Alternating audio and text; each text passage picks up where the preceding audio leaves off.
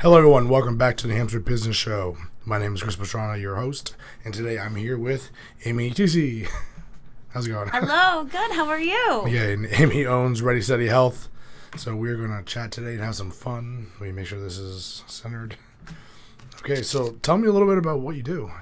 I am a healthy living coach, and my company is Ready Steady Healthy. So what I like to say to people is that I'm not a doctor, nor do I play one on TV, but I save lives. And who the target market that I work with is fast-paced entrepreneurs that have sacrificed their health for their success. So they've missed meetings because of a constant stomach ache that keeps creeping up, or that they just don't have enough energy during the day and they're just not able to make it through, or they're waking up during the night because of acid reflux. So any of the symptoms that they have, I help them get to the root of what's going on so that they can be their own health advocate, and so that they can be 100% focused, show up super concentrated, and bring their clients' work to the next level, as well as just live a full life with health and happiness. Okay. Yeah. You just described a lot of my problems in one sentence, so that's So, how do you kind of get into this? I mean, because even on your page, it's very descriptive about who you are and all that stuff. So, where did it start? Where did this passion come from? This passion, I've always had a passion for cooking. Ever since I can remember, my mom and dad would always be cooking in the kitchen, and just was surrounded by home cooked meals. But what really triggered me to get into the healthy living coaching was my own health crisis. When I lived in Austin, I was a graphic designer, and one of my jobs was working at Dell Computers as a graphic designer, and this was 6 years ago now. At that time, my job was incredibly stressful. We had back-to-back deadlines. I don't even remember really getting up for a lunch break or even just a break in general. It was long hours and intense deadlines. If that wasn't enough, I was taking on freelance work during the night, and the two clients that I had incredibly detailed projects, and they had definitely a lot of pieces to their projects. So, but I was like, oh, that's not enough. I need to take a night class too. Yeah. So, and the homework was so intense too. It was, you had to do a lot of emotional breakthrough with this class that I took. And so between the stress of work, the freelance work, as well as the night class, I woke up one day before I went to work at Dell, and I just noticed I just had to peel myself out of bed. I had gained 85 pounds. My stress levels were beyond I never experienced before. I wasn't sleeping right. I wasn't eating right. And I had a severe case of cystic acne. And a lot of people don't know what cystic acne is, but it's acne, but it never comes to surface. It's under your skin, and it's super painful. And you just feel it. And I could just see it in my face. And I just remember sitting on my bed one day crying, and I said, what is going on? What happened?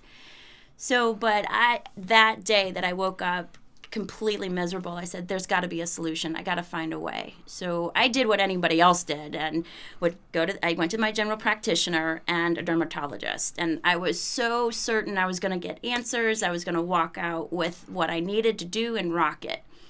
No, if anything, when I went to my general practitioner, I felt like I was a number, and it was selective hearing, like just wanting to hear keywords and okay, here's a bag of prescription samples, come and see me in 2 weeks. And I was like, that doesn't sound right. So I was like, just let that digest. And then I went to the dermatologist, and for the I didn't know it was cystic acne, but she told me it was. And I said, is this because of stress, do you think? And she goes, oh, no. This stress would never do anything like this. And I was thinking, are you crazy? It just didn't match up. So I knew deep down inside there was a bigger, better answer. And I walked away from the dermatologist with a bag of samples, come and see me in 2 weeks. And in my car, I just broke down and I said, there's got to be a better solution, not just to get it fixed with prescriptions. So a dear friend of mine and a huge health warrior herself, she was going through her own health crisis at the time, and she had recommended a kinesiologist that she was seeing, and she wasn't getting the results that she wanted. So she said, hey, she calls me Little Chica. She goes, Little Chica. She goes, you know, you may want to see him. She's like, I think you might vibe with him. So I was like, yeah, let me make an appointment. And I any solution I was open to at that time. Right. And real quick, what's a kinesiologist? Oh, kinesiologist. He is a combo between chiropractic and Chinese medicine. So he was integrating the two together. Got it. So, and he had a lot of other flavors to him, but those are the two basics of a kinesiologist. So I went in to see Dr. K was his name, and I felt for the first time I was listened to. And I felt at peace, which was pretty amazing. And he said, okay, I got everything down with what's going on. Let's get a full blood sample or full blood panel and see what's going on, and then just go from there. So got the full blood panel results back, and he said, your body is shutting down. He said, but the good thing is that we can fix this, change it with food and supplements. So when I heard your body shutting down, I just felt all the blood rush to my feet. Yeah. And I was like, how the hell did I get here? And I've never been in such a predicament before. But I just remember sitting there in his office, and I said, this isn't a quick thing. This is a lifetime commitment. I need to make this transformation. It's going to take a long time, but I need to do this if I want to be here a lot longer as opposed to 6 feet under. Yeah. So that was June of 2012, and through a lot of experimenting, a lot of cha-cha dancing, I lost 65 pounds on my own, and I learned a brand new way of how my body functions and how I need to feed it and what it needs to fully function properly and be happy too. I wasn't happy. So here I am today, and I mean, I'm constantly learning and shifting, but I wouldn't change it. As hard of a process as it's been, it's been so rewarding, rewarding. So that's what's led me to where I am today. Okay, I like that. I run into a lot of coaches who they've always been in good shape, and it's kind of good to see. No, not good, but you know what I mean. It's nice to see it from the other side too, where you've been through the struggle of losing weight. I think that kind of helps on a level with clients. Definitely, I feel we are at a point now with our society. We are struggling we want relatedness. We want to relate in some way, shape, or fashion. So for me, I feel that that's one big benefit that I can bring to the table for clients is that I'm very empathetic, and I know I've been through the struggle. I've had the blood, sweat, and tears that goes into it, and just navigating. And it's not a straight path. It's definitely a lot of detours, two steps forward, one step back. But I feel that that's one thing I can definitely bring to the table is the struggle end of it. Yeah. Cool. So I'm pulling a question directly from your page. So what is a healthy living coach? We kind of talked about it a little bit. Yeah. We talked about your past. Yeah. So let's get into kind of what you do, how you help your clients out. Definitely. For healthy living coach, my definition is it's a more holistic end of things. And that means not just the food you eat, not just what's on your plate, but how is your career going? How are your relationships? How are your finances? So it's not just one piece of the pie. It's everything encompassing of your whole life. So for me as a healthy living coach, I help you balance all of those areas out as much as possible. So if you came to me and saying, hey, I want to lose 20 pounds, but in talking in our consults, you tell me that you're in a really crappy relationship or you have a really toxic job, or a job you hate, it's like, you can eat all the kale in the world, but you're not going to lose that weight. So it's like, let's see what we can do to figure out with what you need to do to get to a better place with your job or your relationship that you're in. So it's more than just food. So I help you bring in the I help you connect the dots. Yeah. So that's what a healthy living coach is just to get you to get a bigger perspective of what is a healthy life for yourself. So, and helping getting it on balance. Yeah, that's good because I see it a lot when people think of health, they think of diet. It's kind of like, that's all I think about. Right. But there's more to it where you have like of course your diet's a big part of it, which I fail at. But you got like mental health, financial, spiritual, all of those things kind of encompass who you are. And people just space on all of it. Yeah, we really do. And if one area is off balance, the other areas are going to be affected too. And I realized that for myself. I was just like, I noticed as time was going on and I was seeing progression, I was like, wait, this is offbeat and I need to pay attention to this too. So when one area starts to work out and get some momentum going, then the other areas in your life start to bring some momentum and bring everything in clarity as well. Yeah. So. Is there any areas you kind of find are probably the easiest I shouldn't say easiest, most impactful, that if you get it right, it kind of starts pulling everything else? One of the things that for me, personally, and I feel for a lot of other people that I've worked with, is just that you can't please everybody. Mm-hmm. And yes, there's change involved. And I know change is a big word and a big take on. But if you want something to shift or change and you're not getting the result that you need a different solution. So change is a big thing, and not people pleasing everybody. Like if you know this is for you, it's going to shift a lot in your life. Like I lost some friends. People weren't understanding what I was needing to do. And so you can have change in relationships, a change in your whole life. So I think one of the biggest things is just not having to people please and doing what is resonating for you. Yeah. So, yeah. Because that actually brings up a very interesting area, I guess, which would be, especially when it comes to eating. Yeah. Like the whole social aspect of eating, how... You're right. A lot of relationships are literally based on food. Food or drink. Yeah, definitely. And the way we interact with each other, people are like, oh, you're not happy. I'm like, oh, I'm fine. And they're like, you're not eating anything. I'm like, because I don't want to shove 2 pizzas in my face.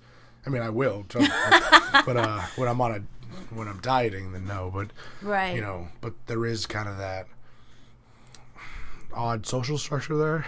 Yeah, there is a ton of social pressure. I mean, you want to be liked, you want to be relatable, and so, I feel that it gets to a point where you gotta just know you're not a jar of Nutella and you can't please everybody, and people are gonna have an opinion. Everybody has an opinion, but at the end of the day, when you put your head on the pillow, it's like you have to do what's best for you.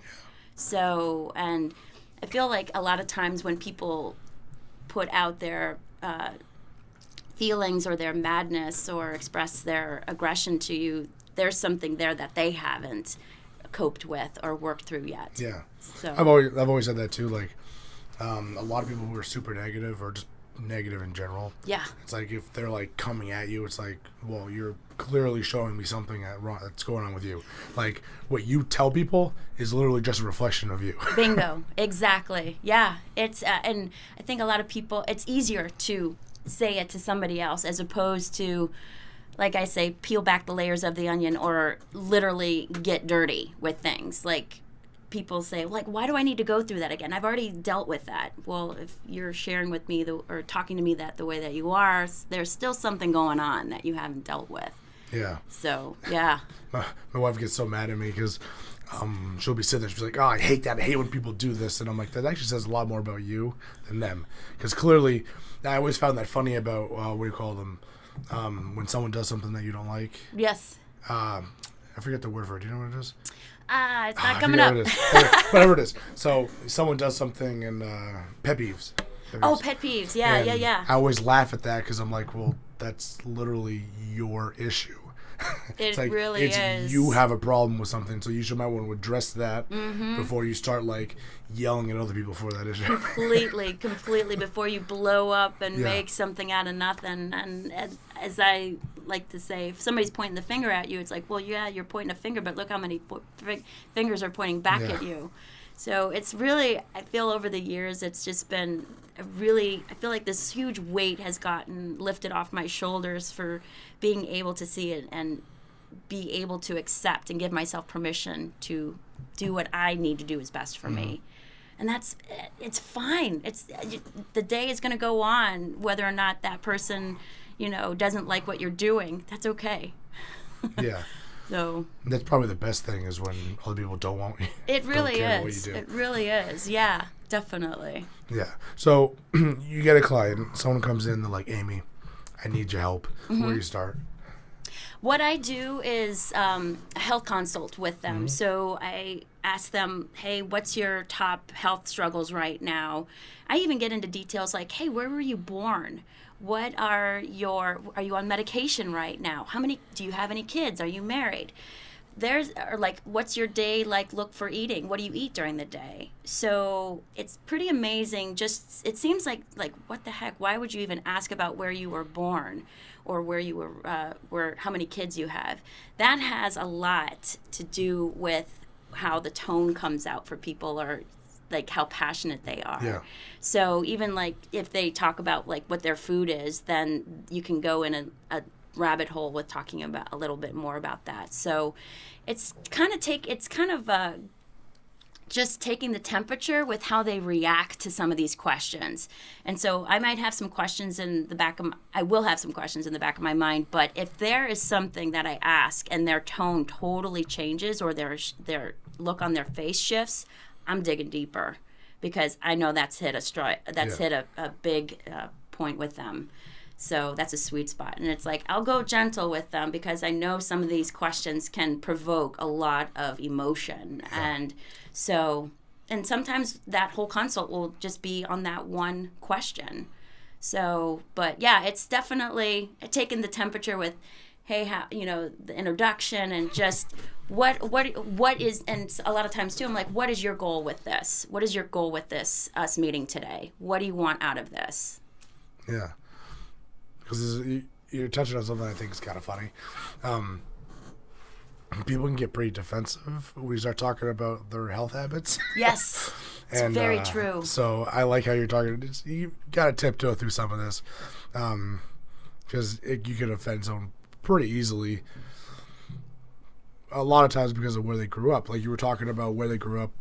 Because I've always lived in New Hampshire except for this stint when I was in the Army. So I moved down to North Carolina for a while. And the way people eat is very different. Completely. Like everything has like tons of sugar in it. So when you ask someone where you're from, that could actually have big health eating habits, I guess. Definitely. The types of food and stuff like that. Absolutely. So, and that is a really good thing to kind of address. Because it's like what your normal is. It's like you had mentioned growing up in New Hampshire and then you go to Carolinas. It's like their normal is totally different than your normal. Yeah. So, I mean, like I grew up in Ohio and then I just moved up here to New Hampshire from Austin. So that is a huge dynamic. I mean, it's barbecue and Tex-Mex and queso down there. I mean, it's like, I feel like people have queso in their blood down there. Yeah. So it's really different. And people like say, for me, I know grilled cheese is a huge comfort food. Mm-hmm. So, but down in Austin, comfort food could be barbecue. It's like what brings you happiness, and it's just like what is your go-to food. So it's like that has a lot to peeling back the layers of the onion with where things are with people. So yeah, that's pretty good. Yeah, because as we've touched on a few times, your job is getting complicated. Yeah, exactly. I've been told I'm a life coach, a nutritionist, a therapist, and a field commander all in one. Yeah. So it's like I wear many hats, and it's what is fuel for you could be poison for me. Yeah. And my biggest thing too is like I want to let people know that you are your own awesome individual.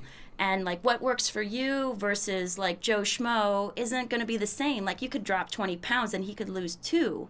That doesn't make you a failure or anything. It's just that particular eating regimen wasn't with what your body needs.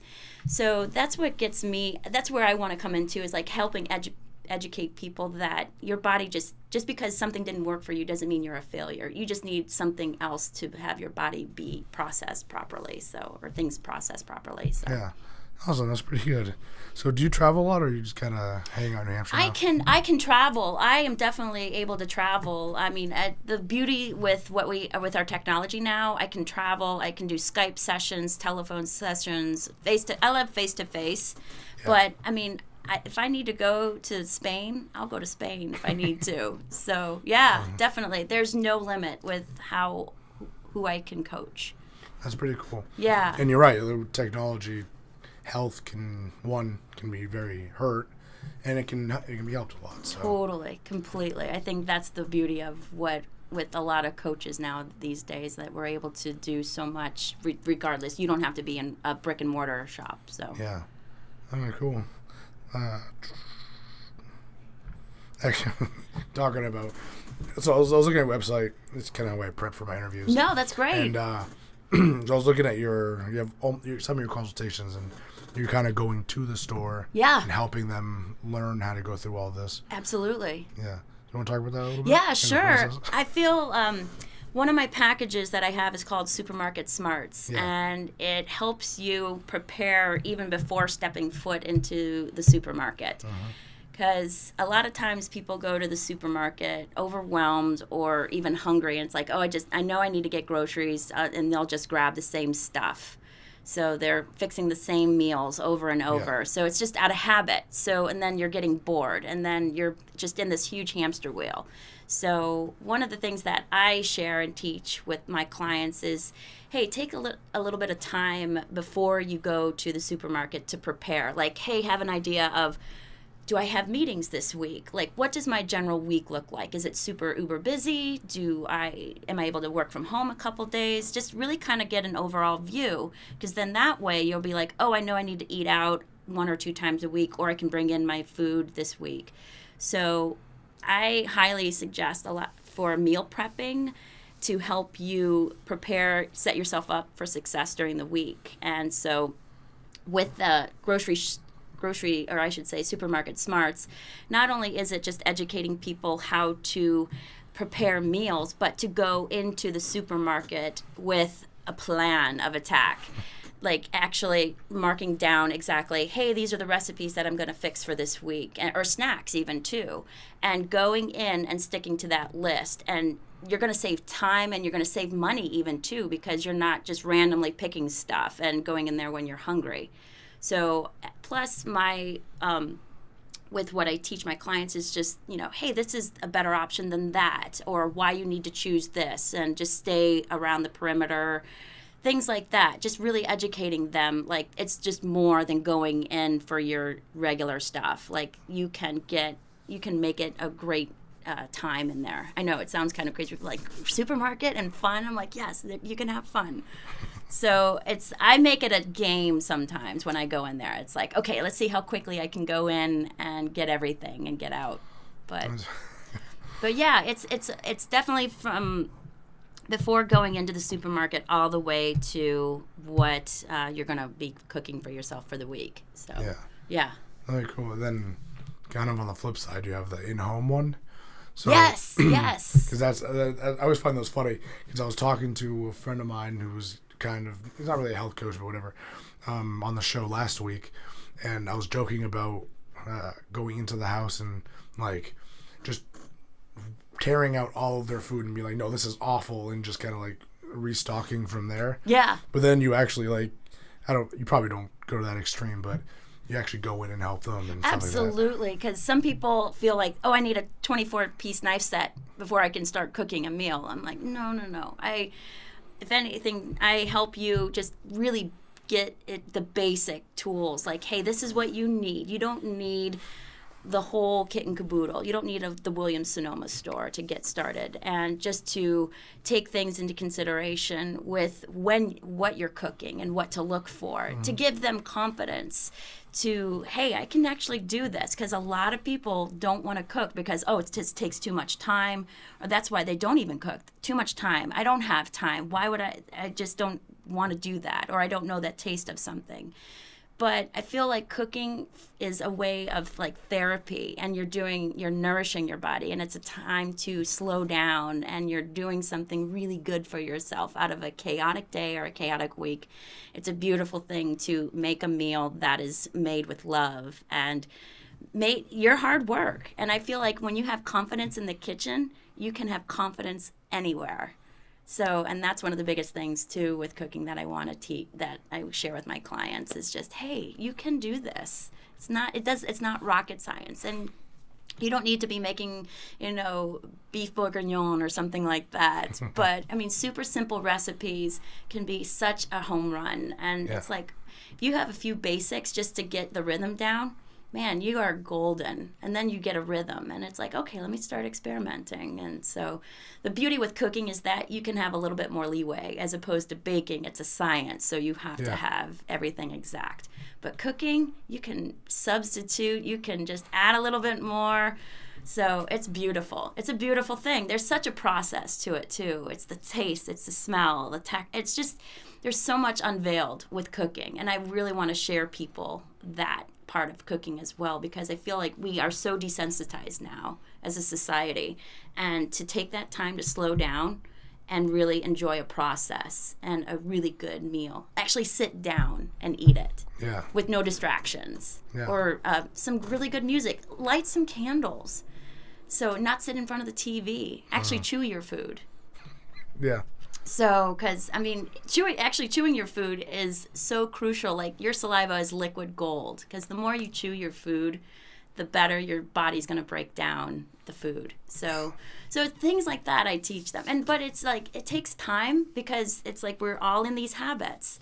But once you just start making these little tiny steps, it's a beautiful thing. It's really magical. Yeah, it's impressive, because there is kind of a, you're like hitting right on, is the I don't want to say the family dynamic, 'cause it will definitely change, because technology involved, like everything is very, very different. So literally just a home cooked meal sitting at the table together is probably becoming more and more rare. It is. And that creates problems down the road, because people don't know how to cook. I wasn't raised to cook very much, because I'm lazy and I like fast food, clearly. And so it becomes an issue where then that trickles down to your kids and further. So definitely. And I feel that clients of mine that do have kids or want to have kids, it's great to get kids involved. My cousin and his wife, they have 2 boys, and they are constantly getting their boys in the kitchen when they can. And it's fun. It can be a fun process. Plus, when you get people involved in the kitchen, you know what's going into your food. And it's a fun process. You get to talk, you get to taste, and you just know where things are going. So it's a beautiful thing, I like that. It's actually a good spot to kind of start wrapping up. So how do people get a hold of you if they want to, reach out, services, get some help? Absolutely. I am on social media, either Facebook. I have Ready, Steady, Healthy. Also, I have a Facebook group, Mission U, and I have my personal Facebook page, Amy Tisi. Yeah. Okay. But I also have my website, Ready, Steady, Healthy, and my contact information is there. So you can feel free to email me or give me a good old telephone call, which I love too. Yeah. And so, definitely any of those ways would be wonderful. So, Good, awesome. I just totally realized this thing was staring at me, and I'm like, oh no, she's talking. Crap, it's going to look weird. Is there anything else before we head out? Oh, yeah. Really quick, I have actually a Facebook challenge here coming up next week. As we are digging into the middle of the month, people are starting to fall off the bandwagon with their resolutions. So next week I have a 5-day free challenge talking about 5 actions that will set you up for success for having your New Year's resolution stick and stay. Okay. So that's through my Facebook group, Mission You. So if you are in a conundrum right now with your resolutions, I highly suggest you tune in. So definitely. I'm looking forward to sharing what I have in store for everybody. Okay, awesome. That sounds pretty cool. Yeah. Yeah, definitely. Okay, so thank you guys so much for hanging out today. Thank you so much for hanging out with me, Amy. Thank you. It was a lot of fun. Thank you so much. Okay, so until next time, everyone, be awesome.